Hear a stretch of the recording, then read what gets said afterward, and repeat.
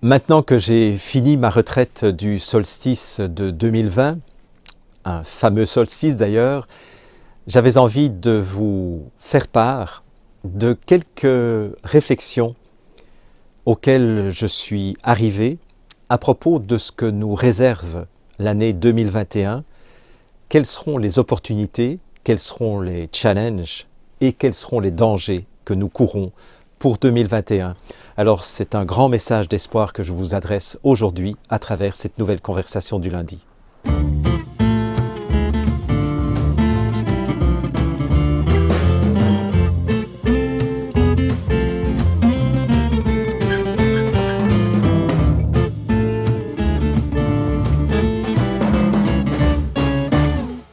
Bonjour et bienvenue dans cette nouvelle conversation du lundi, la conversation numéro 72 du 11 janvier 2021. Eh bien, ça y est, je suis de retour cette fois-ci et c'est un grand plaisir, c'est un honneur aussi, c'est un privilège de continuer à cheminer avec vous de lundi en lundi, mais aussi de jeudi en jeudi, et puis je vais bientôt reprendre les sessions de syntonisation.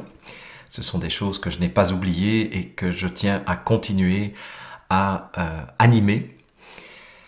Et donc, comme vous le savez, ça fait plus de 25 ans maintenant que j'ai l'habitude de faire une retraite autour du solstice d'hiver. Donc cette année, ma retraite a été un petit peu décalée. Mais j'ai quand même fait cette retraite, j'ai quand même fait mon bilan.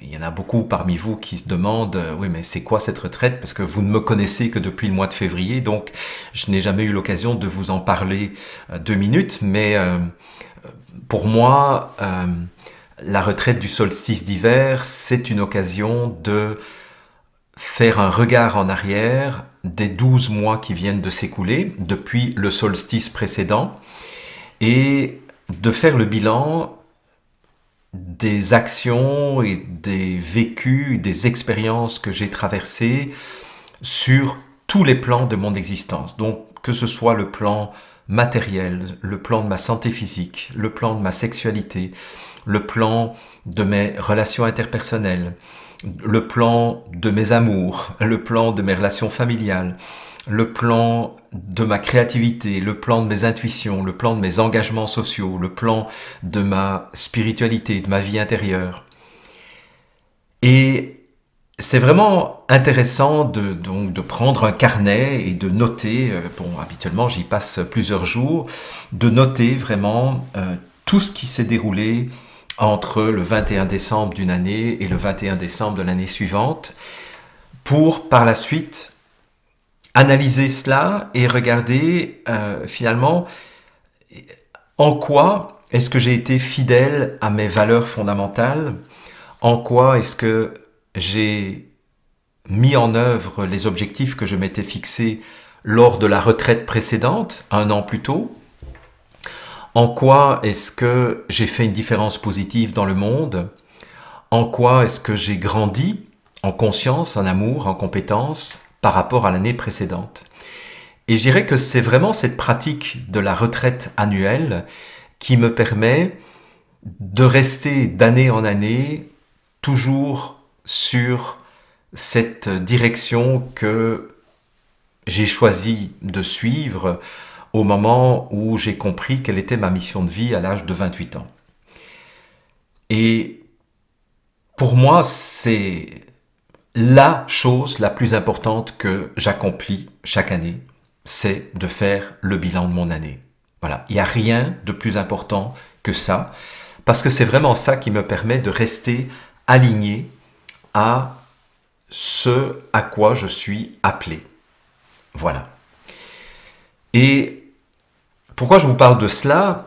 C'est parce que, à l'occasion de cette retraite, je me suis rendu compte que cette année 2021 qui s'ouvre devant nous va être une année de grandes opportunités, mais ça va être aussi l'année de tous les dangers de dérapage. C'est pour ça que je vous parlais d'alignement à l'instant.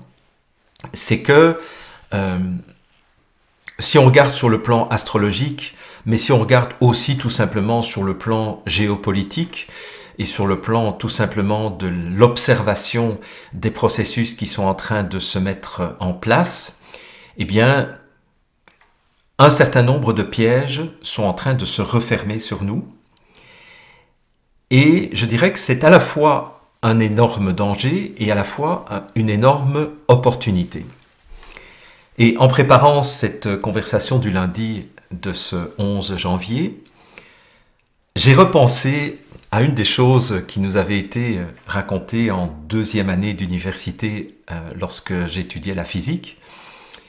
Un de nos professeurs nous a révélé à un moment donné, dans son cours de cristallographie, alors le cours de cristallographie, comme son nom l'indique, c'est que on étudie la structure cristalline des métaux, mais pas seulement des métaux, des semi-conducteurs, en tout cas de toutes les structures rigides que l'on peut étudier en physique et en chimie. Et j'ai été très étonné d'apprendre qu'il n'y avait aucune différence entre un morceau de charbon, enfin, si, il y a quand même une différence, mais il n'y avait aucune différence de nature entre un morceau de charbon d'un côté et un diamant de l'autre. Alors vous allez me dire, non, mais tu rigoles là? Mais effectivement, c'est ce que je me suis dit lorsque j'ai entendu notre professeur nous dire, vous savez, entre un charbon et un diamant, il n'y a aucune différence de nature. Dans un cas comme dans l'autre, ce sont des atomes de carbone qui sont alignés de façon réticulaire. La seule différence, c'est que l'arrangement des lignes d'atomes de carbone est différent dans un diamant que dans un charbon. Et il nous expliquait qu'en fait, à l'origine, le charbon, c'est du charbon, et s'il y a des pressions énormes qui s'élèvent parfois à plusieurs tonnes par centimètre carré, s'il y a des pressions énormes qui s'exercent sur ce morceau de charbon, eh bien, ça va forcer les atomes de carbone à se mettre dans un arrangement cristallin différent. Et tout à coup, ce charbon va devenir un diamant. Et là où, dans une première disposition, le charbon ne laisse absolument pas passer la lumière, d'ailleurs il est noir, donc il absorbe toute la lumière, mais il ne la laisse absolument pas traverser, et bien tout à coup, avec les mêmes atomes, avec le même contenu, on en arrive à faire quelque chose qui est tout à fait magnifique et qui laisse passer la lumière, qui ne fait plus obstacle à la lumière. Et en repensant à cet exemple un peu anecdotique, je me suis dit, en fait, c'est ça qui est en train de se passer au niveau de l'humanité. Vous savez, ça fait quand même plus de 200 ans que l'humanité a commencé à déraper et à perdre de façon de plus en plus claire sa connexion avec notre nature divine, avec notre nature spirituelle. Et comme le disait Teilhard de Chardin, nous ne sommes pas des êtres de chair qui faisons une expérience spirituelle, mais nous sommes des êtres spirituels qui faisons une expérience d'incarnation. Et ça, c'est quelque chose que nous avons oublié de plus en plus à la faveur du développement des sciences technocratiques, mais aussi à la faveur du développement d'un pouvoir de plus en plus grand, d'une minorité de plus en plus petite de personnes qui essayent de prendre le contrôle sur la planète. Et donc ça fait 200 ans que l'humanité dans son ensemble, que les hommes et les femmes de bonne volonté ont perdu cette connexion de plus en plus à leur nature divine. Et donc vous imaginez bien que dans ce moment de Great Reset, de grande réinitialisation, effectivement, on peut voir ce moment de Great Reset comme étant l'accomplissement de la volonté de cette élite qui voudrait prendre le pouvoir sur la planète, mais on peut voir aussi cela comme une grande réinitialisation que nous, les êtres spirituels, nous allons faire et où nous allons revenir aux éléments essentiels de notre existence. C'est-à-dire, nous allons sortir d'une logique où tout est axé sur l'avoir, les possessions, le paraître, le masque social, pour passer à une réalité où nous serons beaucoup plus recentrés sur la qualité d'être, sur notre connexion spirituelle et sur notre nature divine.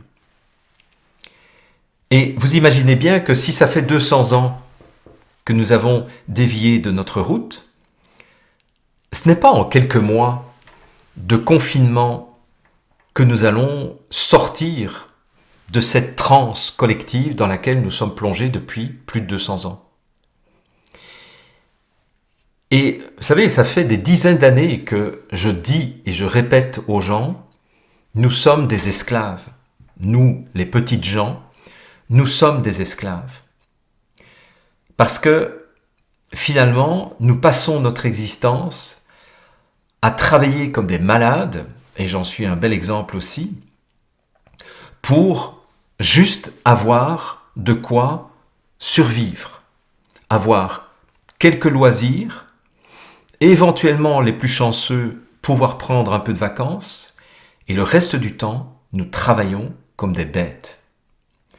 À un tel point que nous n'avons plus la possibilité de construire une relation épanouissante avec notre partenaire de vie, nous n'avons plus la possibilité de voir nos enfants grandir, nous n'avons plus la possibilité de passer beaucoup de temps avec nos amis parce que tout est mobilisé par la rentabilité et par le fait de devoir travailler de plus en plus pour juste maintenir un niveau de vie basique.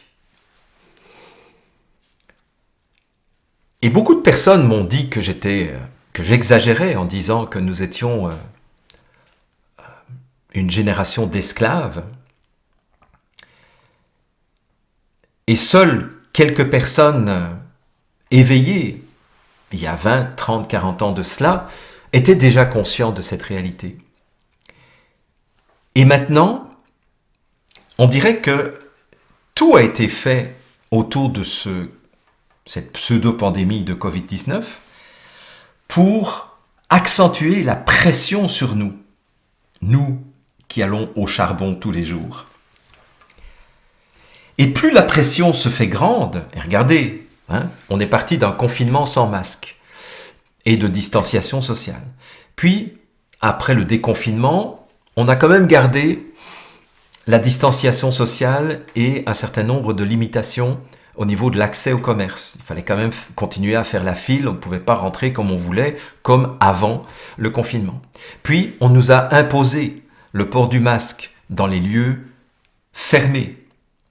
Puis, on nous a imposé le port du masque également dans les lieux ouverts. Puis, on nous a reconfinés.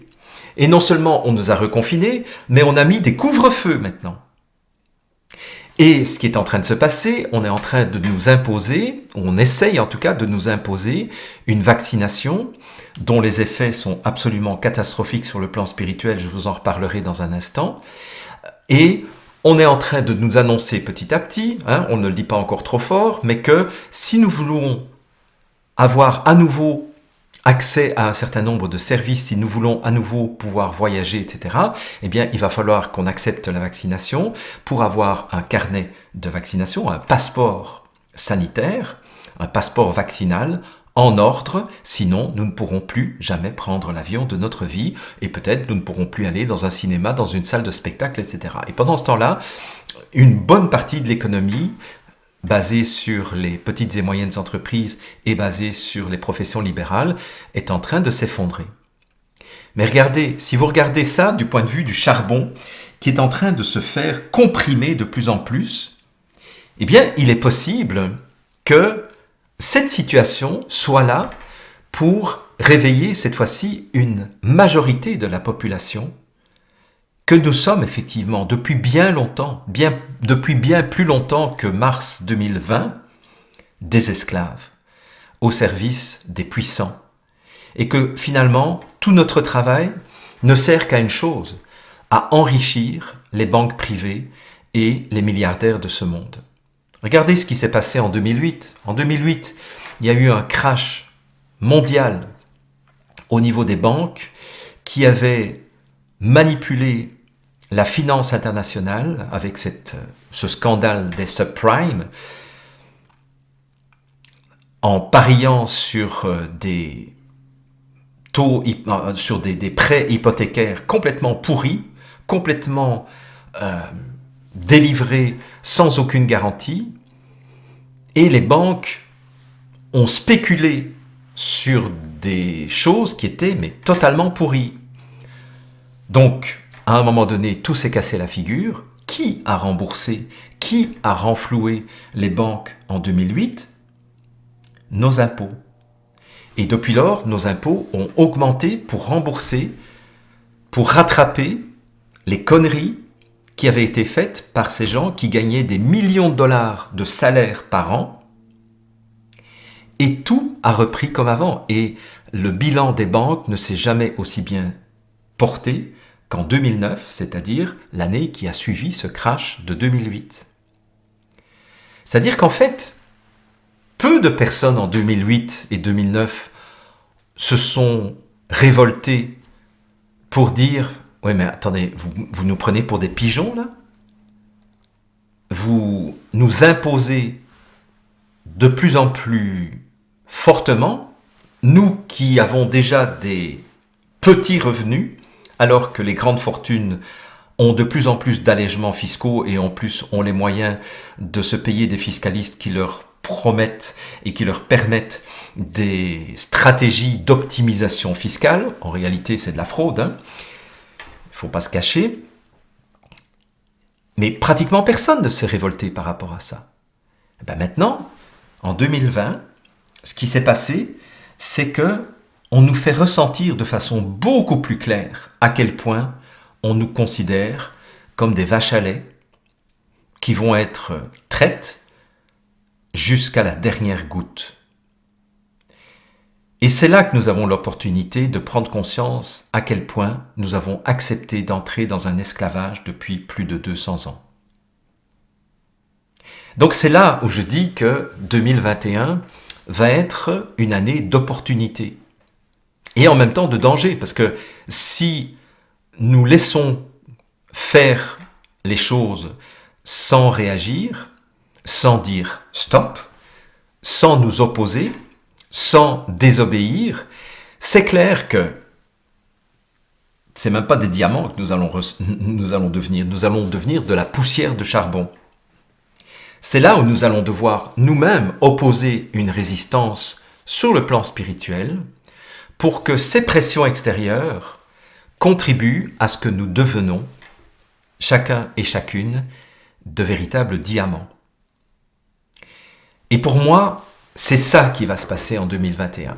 C'est ça, ce sont ça les challenges qui vont nous être présentés. C'est, est-ce que nous allons avoir suffisamment de résistance spirituelle, psychologique à l'intérieur de nous pour que ces pressions qui vont encore augmenter, c'est pas fini là, contribuent à ce que nous devenions des diamants. Mais une fois que nous serons devenus des diamants, nous deviendrons incassables. Nous deviendrons inaltérables. Mais cette résistance sur le plan psychologique et spirituel ne veut pas dire que nous allons devenir violents. C'est-à-dire on peut, je vous ai dit depuis le mois de mars, depuis le mois d'avril 2020, j'ai toujours appelé à la désobéissance civile non violente. Et je continue à appeler à la non-violence. Parce que là, nous sommes maintenant assis sur une poudrière. Et ça fait aussi partie de la stratégie de l'élite, c'est de nous pousser à la révolte violente pour avoir un prétexte d'instaurer une loi martiale et un état d'urgence qui permettra d'ouvrir la porte à un état totalitaire définitif. Donc c'est là où un des dangers, ce serait de tomber dans la violence et, je vous en conjure, résistez intérieurement, n'acceptez plus rien de ce qui vous est imposé, mais ne tombez pas dans la violence ni la violence verbale, ni la violence physique. Un autre danger, c'est le danger de la division, parce que comme vous le savez, et ça c'est quelque chose de très très vieux, puisque déjà certains dictateurs romains, dans la Rome antique, disaient « divide ut imperat », ce qui veut dire « diviser afin de régner ».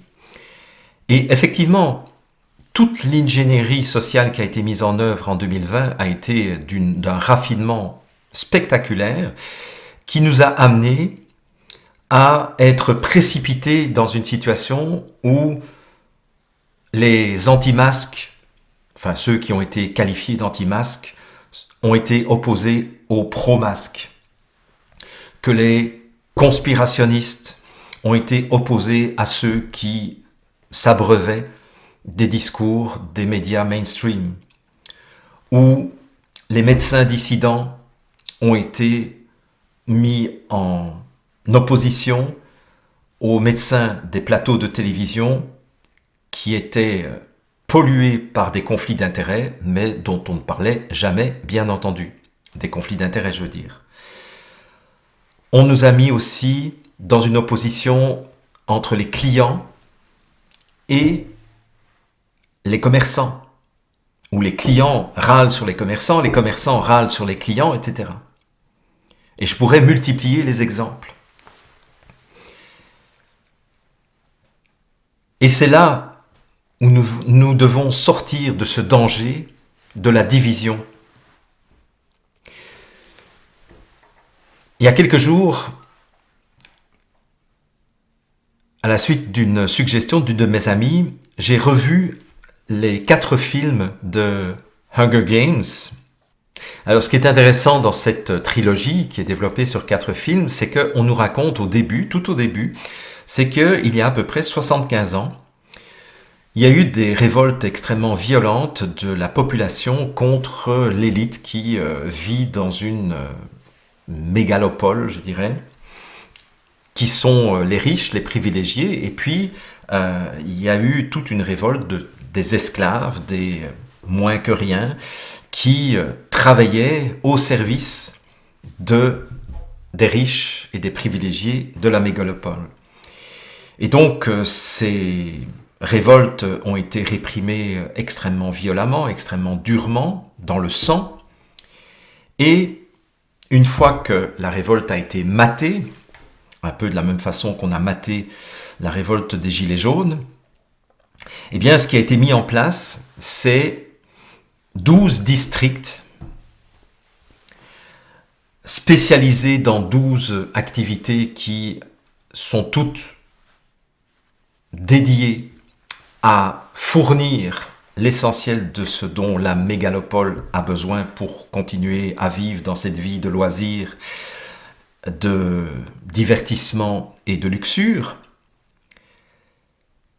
Et une fois par an, on choisit au hasard un homme et une femme de plus de 12 ans pour se battre dans des jeux, un peu comme à l'époque des gladiateurs. Donc il y a 24 personnes, il y a 12 femmes et 12 hommes qui vont être confinés dans un lieu particulier où ils vont devoir se battre pour leur survie. Et donc ils vont devoir tuer tout le monde sauf une personne. Et le survivant de ces 24 protagonistes deviendra le héros qui symbolise le fait que grâce à ces jeux, les Hunger Games, donc les jeux de la faim, grâce à ce héros et grâce à ces jeux, la paix est revenue depuis 75 ans. Donc c'est un peu ça, la trame de l'histoire. Et ce qui est intéressant, c'est que dans le deuxième volet de la trilogie, à un moment donné, ces gladiateurs, ces 24 personnes, se rendent compte que, en fait, c'est pas entre eux qu'ils doivent se battre, mais ils doivent se battre ensemble contre leur ennemi commun. Et c'est là que tout le film bascule, évidemment. Et donc, à plusieurs reprises dans ce deuxième film, il est dit, mais souvenez-vous de qui est votre vrai ennemi.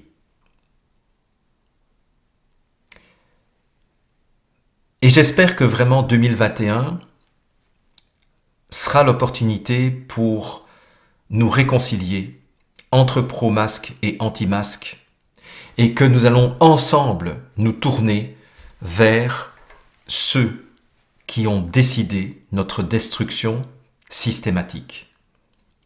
Ce sont eux nos ennemis. Nous ne sommes pas les ennemis les uns des autres. Et donc il ne faudrait pas tomber dans ce piège grossier de continuer à se taper sur la gueule entre conspirationnistes et bien-pensants, pro-masque et anti-masque, pro-vaccin et anti-vaccin.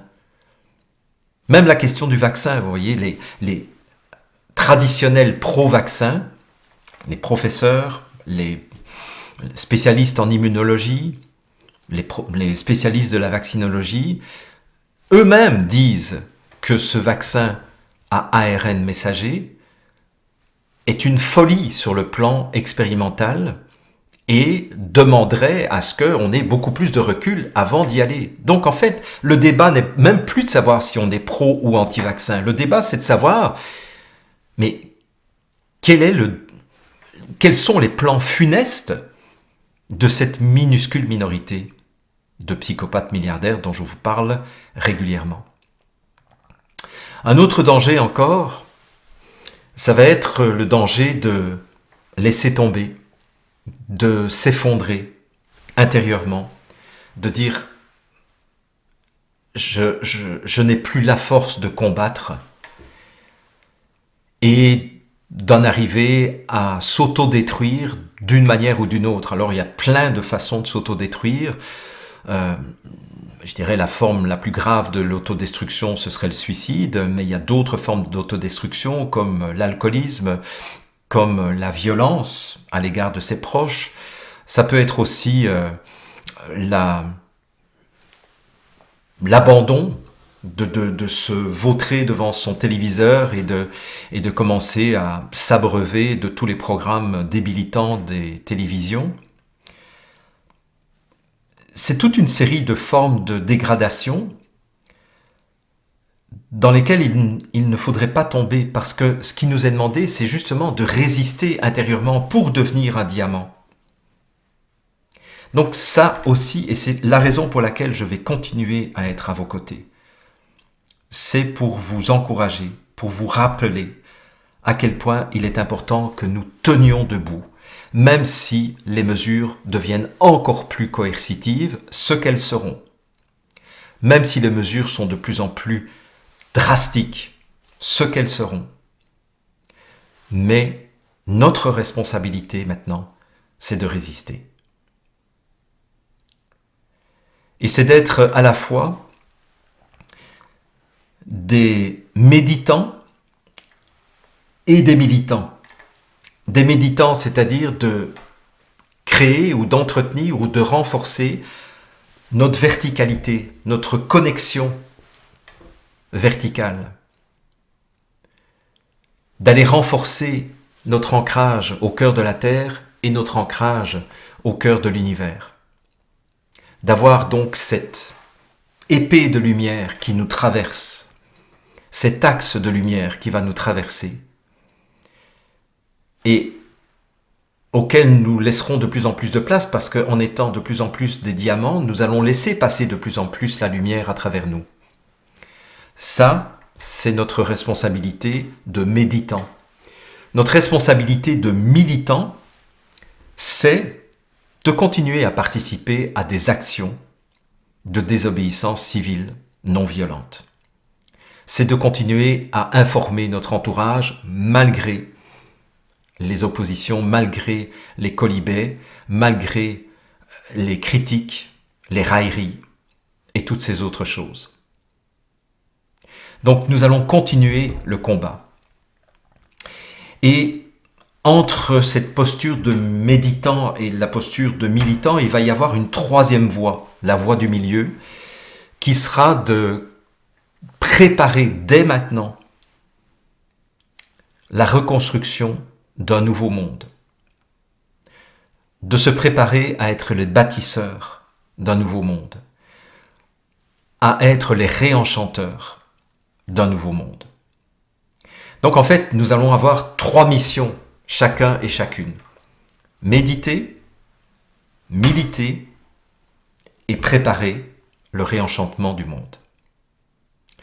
C'est, à mon sens, et en tout cas c'est ce qui est sorti de ma retraite, c'est à mon sens ce qui va nous être demandé en 2021. Alors, dans quelques jours, je vous donnerai plein d'informations sur le plan concret au sein de ma chaîne privée, parce que j'ai plein de projets sur le plan personnel et sur le plan collectif, mais j'ai aussi enfin des outils à vous proposer qui sera d'une part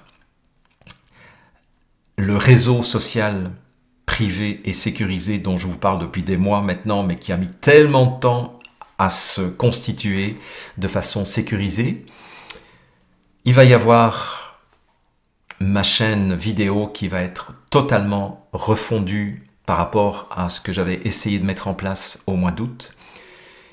Il va y avoir des publications, il va y avoir la sortie de nouveaux documentaires, etc. Donc vous allez voir qu'il va y avoir plein de choses qui seront mises à votre disposition pour que vous puissiez avancer dans cette démarche de méditant, de militant et de bâtisseur d'un nouveau monde. Voilà ce que j'avais envie de vous partager aujourd'hui et j'espère vraiment que cette vidéo va vous inspirer, va vous donner du courage au cœur et que nous serons de plus en plus nombreux à cheminer pour que la lumière ne rencontre plus d'obstacles sur son chemin.